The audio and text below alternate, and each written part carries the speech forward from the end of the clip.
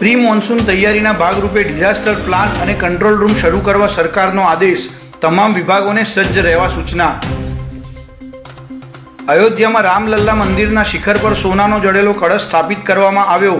આ કળશ દૂરથી જ ચમકી રહ્યો છે. મંદિરમાં 5 જૂને રામ દરબારની સ્થાપના કરવામાં આવશે. આ માટે અનુષ્ઠાન આજથી શરૂ થશે. ભારતમાં કોરોનાના એક્ટિવ કેસોનો આંકડો 4000 નજીક. WHOના પૂર્વ વૈજ્ઞાનિકોએ નહીં ડરવા અપીલ કરી.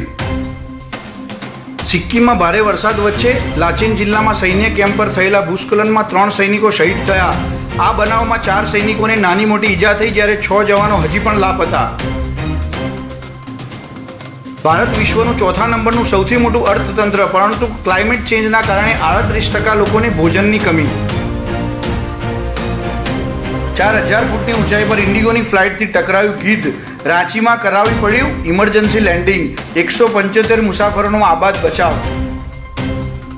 છત્તીસગઢના સુકામા જિલ્લામાં આજે વધુ 16 નક્સલવાદીઓએ આત્મસમર્પણ કર્યું. આ તમામ નક્સલીઓ પર 16 લાખનું ઇનામ હતું.